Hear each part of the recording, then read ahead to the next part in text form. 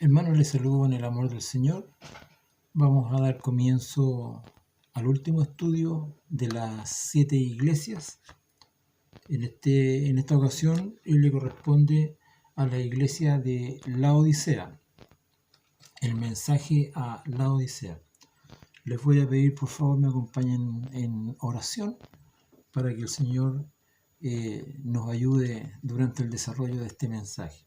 Padre amado, damos gracias por este tiempo que usted nos concede y damos también las gracias, Señor, por permitirnos explorar la Escritura, su palabra.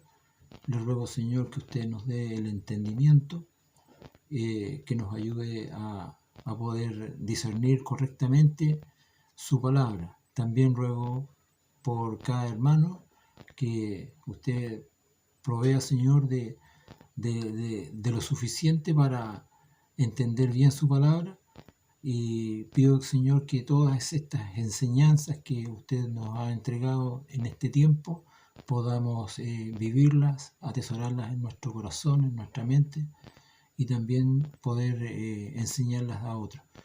Se lo ruego todo en el amor de nuestro Señor Jesucristo. Amén. Bien, hermanos, vamos a dar lectura entonces a este mensaje a la iglesia en Laodicea.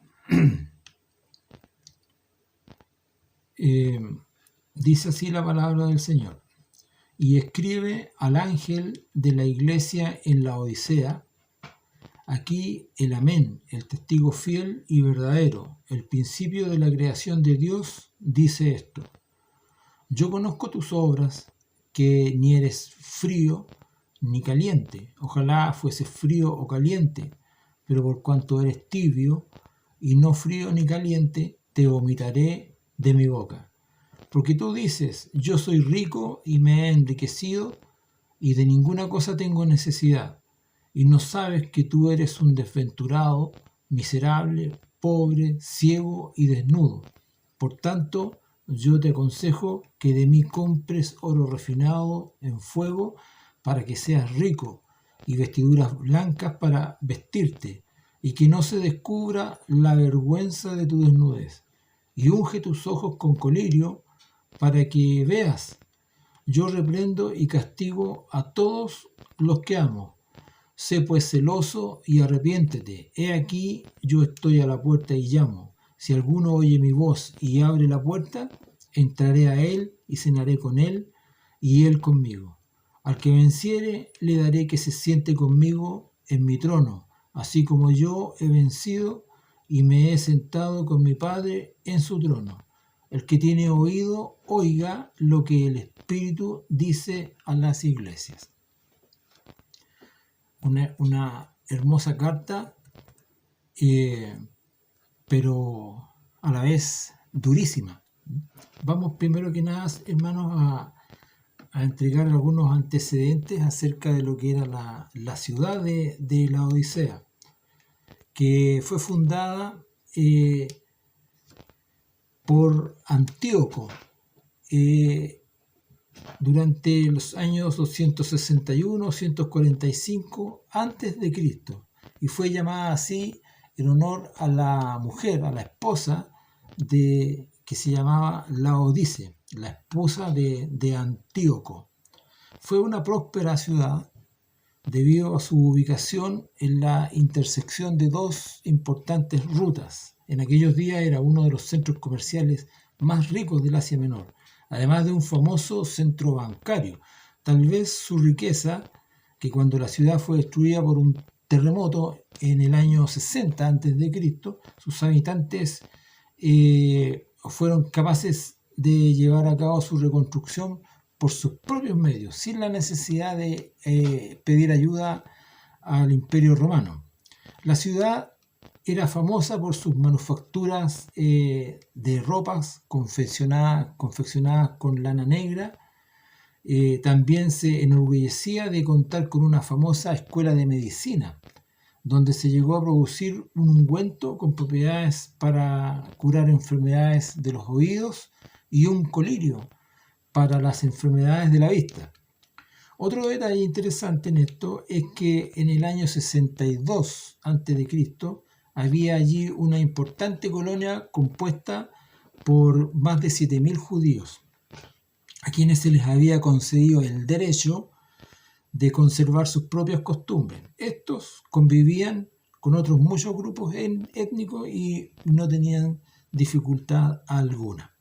En la ciudad se levantaban muchas y preciosas mansiones cuyas ruinas todavía son visibles, y dada la riqueza de la ciudad, sus habitantes se caracterizaban por la búsqueda del placer. Por eso entre sus edificios se encuentran un gran estadio, un hipódromo, 3 grandes teatros, baños termales, y celebraban allí famosas ferias de intercambios comerciales. En este ambiente había también una iglesia cristiana, establecida allí por la predicación de Epafras, como lo menciona Corintios 1.7, Colosenses 1.7, Colosenses 4.12 y 13, o de algún otro discípulo de Pablo. El apóstol les escribió una carta que se extravió aquí a la iglesia de la Odisea. En cuanto a la iglesia, en la época en la que Juan escribió el Apocalipsis, no se registra que sufriese algún tipo de persecución o tuviera herejías. Su problema era el orgullo y la ignorancia provocados por su autosuficiencia y complacencia. Por esta razón recibió la condenación más severa de todas las que encontramos en estas 7 cartas. Vemos aquí entonces, hermano, como un problema principal, fundamental de esta iglesia de la Odisea, el problema del orgullo. Y el orgullo tiene por definición un exceso de estimación a uno mismo y hacia los propios méritos por los cuales la persona que se cree superior a los demás. Es una sobreestimación de uno mismo. Y eso genera en la persona sentirse que está en una postura superior al resto. También podemos definirla como un sentimiento de satisfacción hacia algo propio o cercano, y que uno considera que tiene mérito. Un ejemplo para entender bien, yo podría sentirme orgulloso de mi hijo que ha logrado el primer lugar en la universidad. Entonces, claro, es mi hijo quien logró, pero ahí hay una cercanía familiar, ahí hay una cercanía de propiedad que hace que yo me sienta orgulloso, porque de ese éxito también yo soy parte, ¿me entiendes? Entonces, el mérito, ese sentimiento de satisfacción producida por el mérito es lo que genera, es lo que hace el orgullo. Entonces, esto era algo de lo que francamente esta iglesia tenía, un problema de un excesivo orgullo. La carta enviada aquí por el Señor Jesucristo, que dice: y escribe al ángel de la iglesia en la Odisea. La carta se presenta el Señor con el siguiente nombre. Dice: he aquí el Amén, el testigo fiel y verdadero, el principio de la creación, dice esto. Y bueno, y como lo hemos visto en ocasiones anteriores, y como decíamos, el remitente de la carta del Señor Jesucristo, a quien se vuelve a presentar con frases como las que describió en el capítulo 1. El amén, aquí esta expresión subraya la fidelidad del Señor Jesucristo. En Él todas las promesas son firmes e inconmovibles. Nada cambia en Él, ¿ya? Él es el que garantiza todos los pactos para con el hombre. Segunda de Corintios 1:20 dice, porque todas las promesas de Dios son en el sí y en el amén. Al mismo tiempo, es el Dios de verdad, como lo confirma también Isaías 65:16, quien nunca miente, dice, y ni se equivoca. En este sentido debemos relacionar esta expresión con la frase usada frecuentemente por el Señor en los evangelios, cuando dice, de cierto os digo, y que literalmente sería como decir, amén, amén, os digo. Complementando lo anterior, Cristo es el testigo fiel y verdadero, como en Apocalipsis 1:5. Él hace exactamente lo que ha prometido y sostiene la verdad de Dios hasta el fin. Y bueno, y como veremos más adelante, el carácter del Señor contrasta con el carácter de infidelidad de los cristianos de la Odisea. Ellos deberían recordar esto a la luz de lo que Pablo escribió a Timoteo. Por ejemplo, dijo en 2 Timoteo 2:13, dice, si fuéramos infieles, Él permanece fiel. Él no puede negarse a sí mismo. También el Señor dice que se presenta como el principio de la creación de Dios. Y esto, aquí un versículo un poco interesante, porque esto no quiere decir, por supuesto, que Cristo fue creado antes que todo lo demás, tal como enseñaron otras religiones, los arrianos, por ejemplo, los testigos de Jehová y los mormones, quienes se sujetan precisamente de estos versículos para quitarle la deidad a nuestro Señor. Por el contrario, lo que subraya aquí y en otros lugares es la suprema autoridad y dominio que Cristo tiene sobre toda la creación por haber sido su creador. Es importante entonces que nosotros revisemos lo que las Escrituras nos dicen en ese respecto. Y Juan 1:3 nos indica lo siguiente. Juan 1:3 dice, todas las cosas por Él fueron hechas, y sin Él nada de lo que ha sido hecho fue hecho. Colosenses 1, del 15 al 17. Colosenses 1,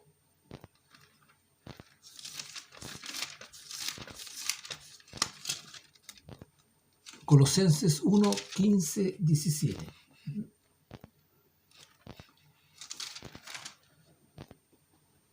Dice, Él es la imagen del Dios invisible, el primogénito de toda creación.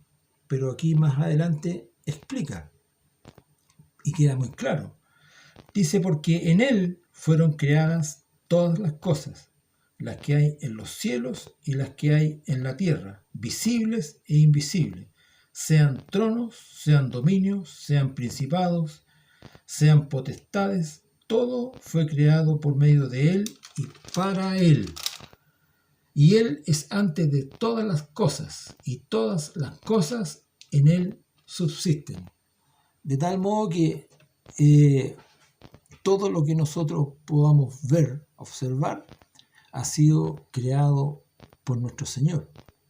Y sin la presencia del Señor, nada ha sido creado. Es más que claro, ¿verdad? Por lo tanto, no está hablando aquí esta parte del versículo que Cristo sea un ser creado, como otros pretenden. Es muy claro entonces que a lo que se refiere el Señor. Colosenses 1:16 dice, porque lo habíamos leído, porque en Él fueron creadas todas las cosas, las que hay en los cielos y las que hay en la tierra, visibles e invisibles, sean tronos, sean dominios, sean principados, sean potestades, todo fue creado por medio de Él y para Él. Por eso, y esto es bueno que podamos detenernos a pensar en eso, aunque tuviéramos todas las cosas, que pudiéramos nosotros desear en este mundo, pero si no le tenemos a Él, al Señor, entonces seríamos inmensamente pobres, tal como el Señor se los está indicando a la iglesia de Laodicea. Sin el Señor nada tenemos. A pesar de que pudiéramos sentir que tenemos el mundo entero a nuestra disposición, sin embargo, sin Cristo nada tenemos. Somos pobres, estamos vacíos. Cristo reprende también a su iglesia. Entre los versículos 15 y 17 dice: yo conozco tus obras, que ni eres frío ni caliente. Ojalá fuese frío o caliente, pero por cuanto eres tibio y no frío ni caliente, te vomitaré de mi boca. Porque tú dices: yo soy rico y me he enriquecido, y de ninguna cosa tengo necesidad, y no sabes que tú eres un desventurado, miserable, pobre, ciego y desnudo. Fuerte lo que dice el Señor. El orgullo produce, entre otras cosas, ceguera, la ceguera espiritual. Yo conozco tus obras, que no eres ni frío ni caliente. El Señor conoce nuestras obras, lo que siempre muestra el verdadero estado espiritual de las personas.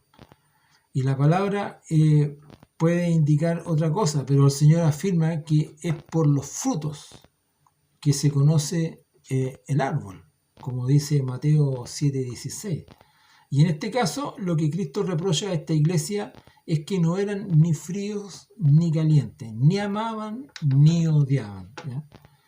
En este sentido, también es interesante apreciar que hay un contraste con las iglesias de Éfeso y Tiatira. Vemos que, por ejemplo, Éfeso, los creyentes odiaban las falsas doctrinas, pero carecían de amor, ellos habían perdido su primer amor. Mientras que en Tiatira amaban a las personas, pero no se detenían a examinar acerca de los errores doctrinales. Y en la Odisea ni amaban ni odiaban. Y con frecuencia muchos de nuestros problemas nos vienen por irnos a los extremos. Eso es como curioso. Y siempre decimos que bueno, es bueno equilibrar y llegar al medio, pero no es este el pensamiento del Señor en esta ocasión, y el Señor nos indica aquí, o le indica a estos hermanos de esa iglesia, que era preferible tomar una postura. Sin duda alguna que la postura del calor es la más apropiada, el calor espiritual, ¿ya? El arder, el contender ardientemente por la palabra, dice el apóstol Pablo. Ahora también el Señor utiliza una expresión: te vomitaré de mi boca. La iglesia en la Odisea estaba en grave peligro, porque si persistían en esa actitud, el Señor los vomitaría de su boca. Literalmente le dice a la iglesia: estoy a punto de vomitarte. Y esta implicación es que si no había un arrepentimiento genuino, la amenaza se cumpliría de manera inmediata. La iglesia en la Odisea hacía enfermar al Señor. El vómito es una reacción del cuerpo que lo produce un estado de enfermedad, ¿verdad? Entonces esta iglesia hacía enfermar al Señor. Su tibieza le resultaba insoportable. Podemos pensar en lo que sería beber agua tibia en pleno verano, como ejemplo. Y tenemos que, ante la tibieza, hermano, hacernos algunas preguntas, analizar un poco qué es lo que es ser tibio. Dar algunos ejemplos.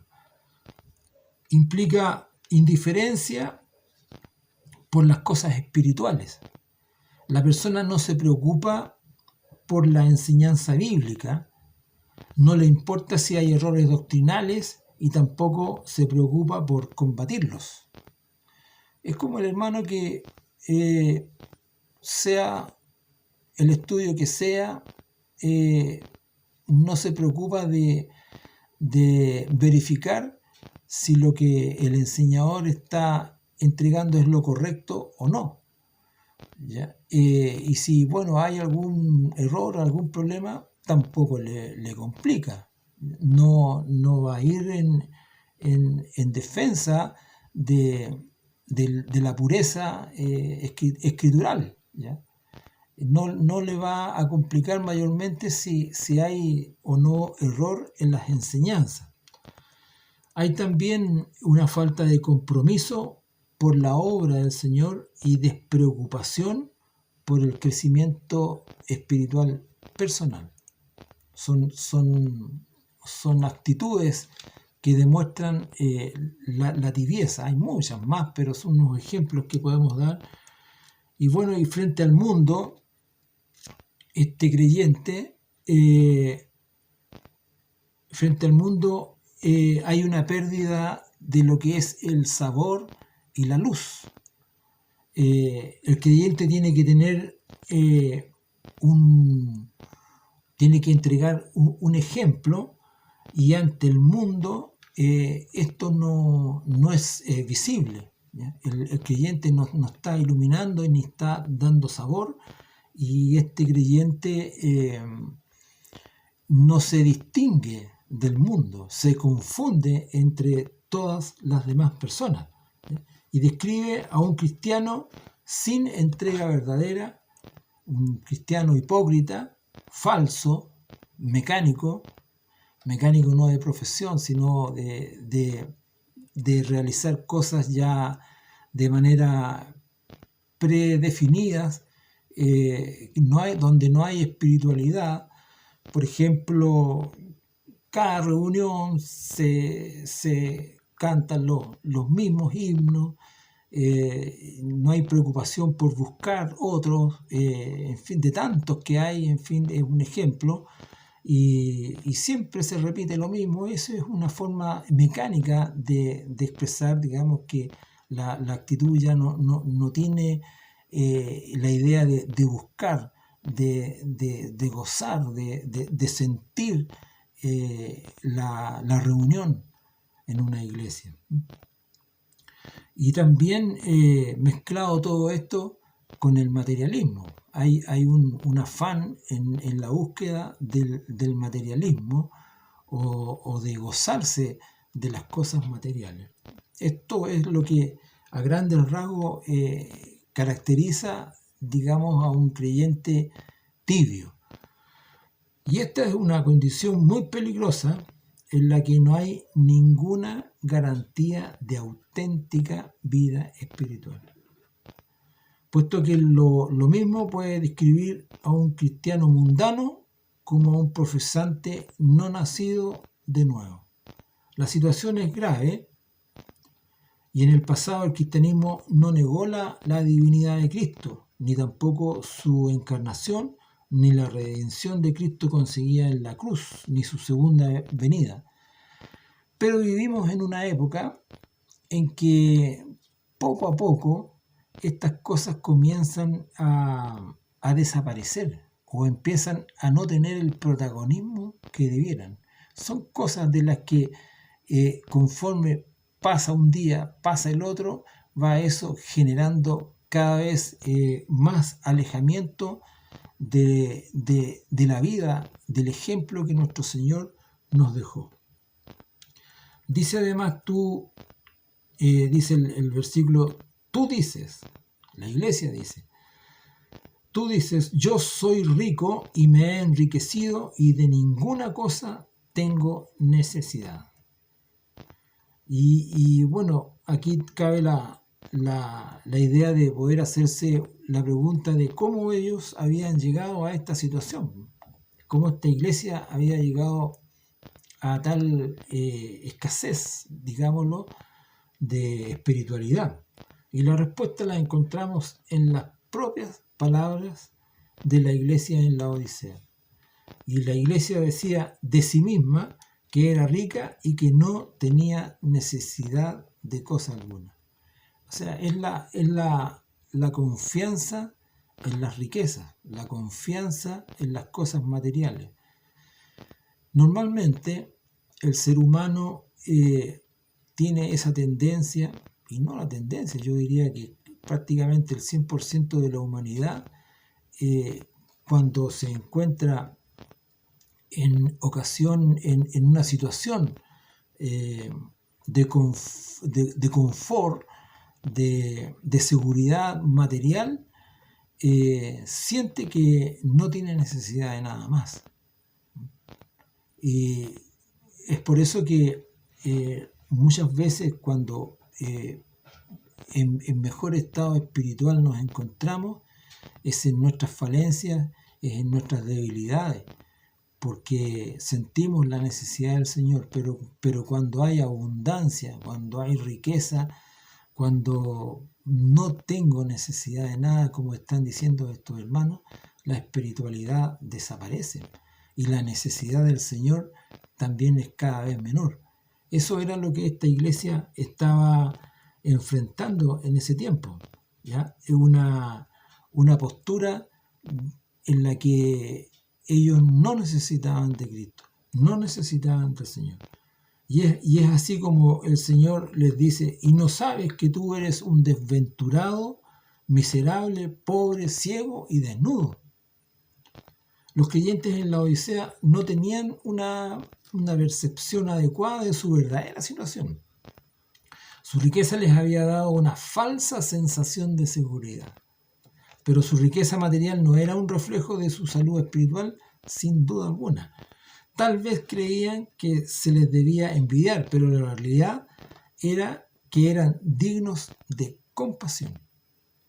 El Señor ve de manera distinta las cosas, ¿ya? Ellos tal vez pudiesen haber llegado a pensar eso, que eran dignos de ser envidiados, ¿no? Pero eran un sinónimo de compasión, más que nada por parte de nuestro Señor. Y el Señor hace un llamamiento al arrepentimiento. En los versículos 18 y 19 dice, por tanto, yo te aconsejo que de mí compres oro refinado en fuego para que seas rico y vestiduras blancas para vestirte y que no se descubra la vergüenza de tu desnudez. Y unge tus ojos con colirio para que veas. Yo reprendo y castigo a todos los que amo. Sé pues celoso y arrepiéntete. También el Señor utiliza las características de la ciudad. Habíamos mencionado que anteriormente que la ciudad se caracterizaba por el éxito comercial, ¿verdad? El éxito económico, puesto que allí habían bancos, un centro bancario. También habla acerca de que eran grandes empresarios en cuanto a la confección, a la fabricación de telas y lanas, unas lanas negras, como también eran ellos productores de productos de medicina, entre ellos el colirio.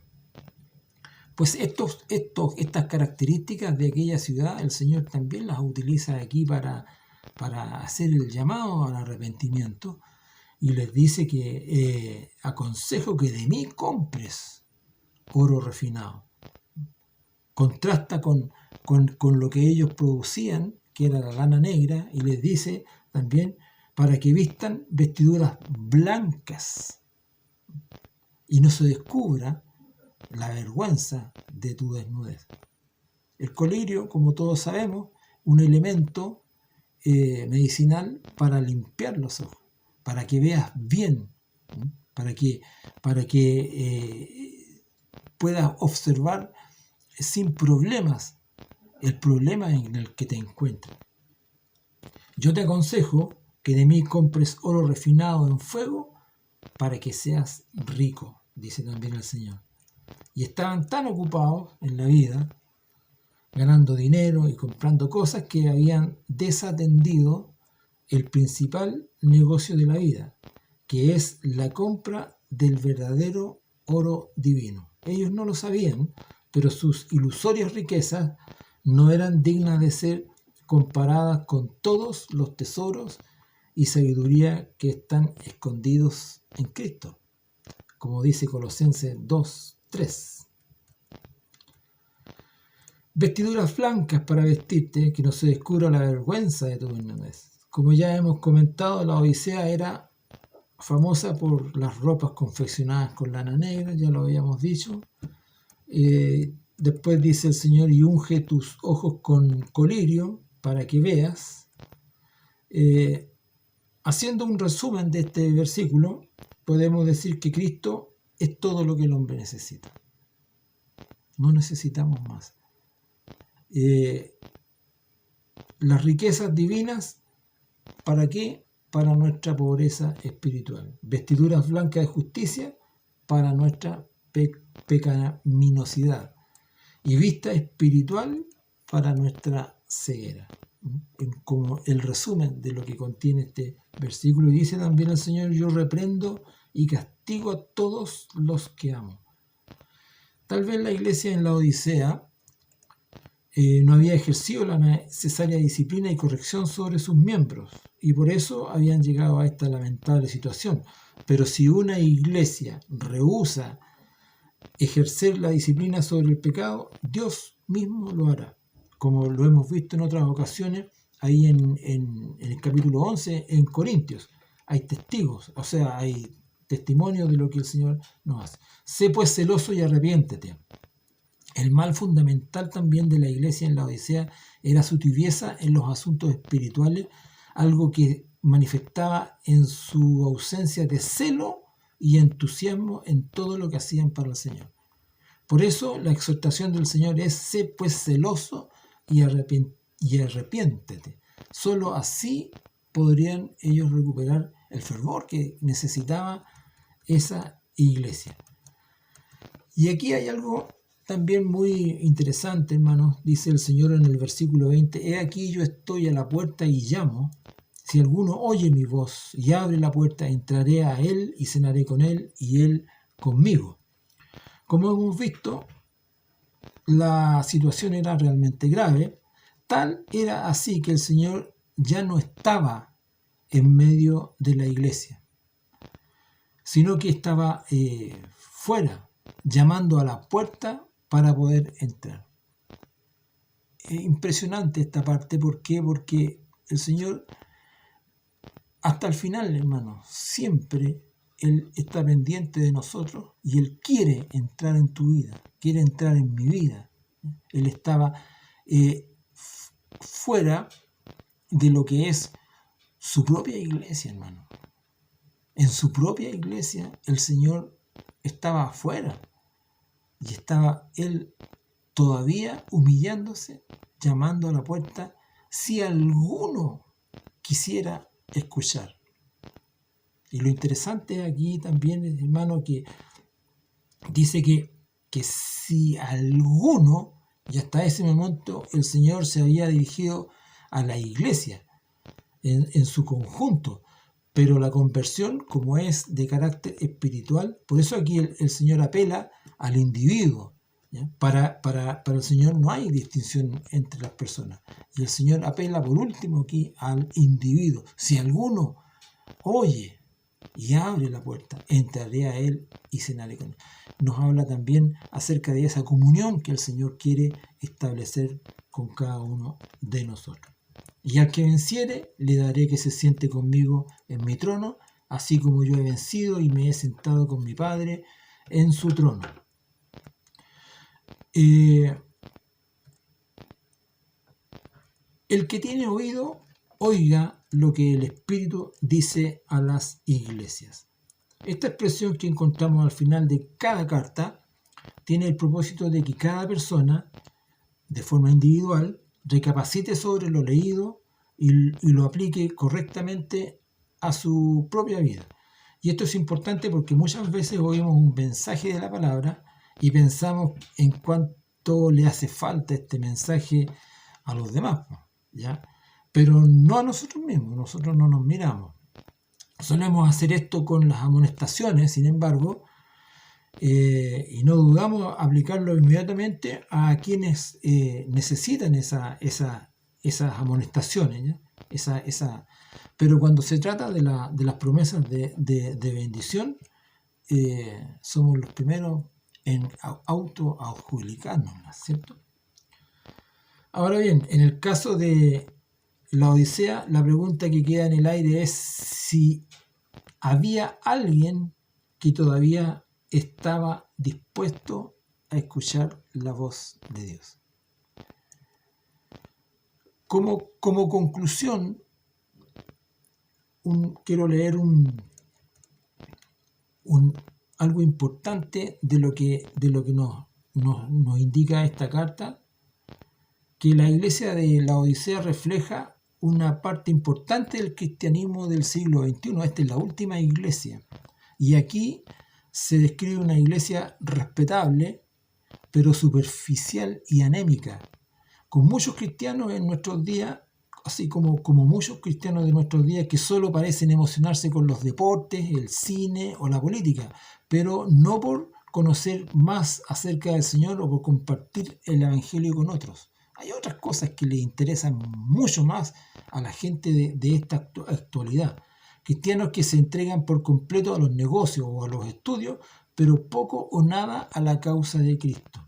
Cristianos obsesionados con sus cuerpos y su apariencia física, pero despreocupados por su vida espiritual.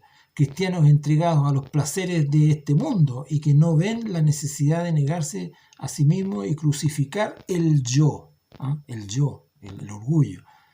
Cristianos solícitos en la búsqueda de nuevas experiencias, pero sin un verdadero anhelo de conocer más de la palabra de Dios. Cristianos que ya no defienden la doctrina bíblica porque no la conocen y porque han abrazado el relativismo de este mundo. Iglesias con una perfecta organización y atractivos programas que pueden funcionar sin la presencia del Señor Jesús. Un cristianismo, por lo tanto, que ha dejado de ser relevante para el mundo. Vamos a continuar en la próxima clase entonces con las cosas que han de ser después de esta. Que el Señor les bendiga.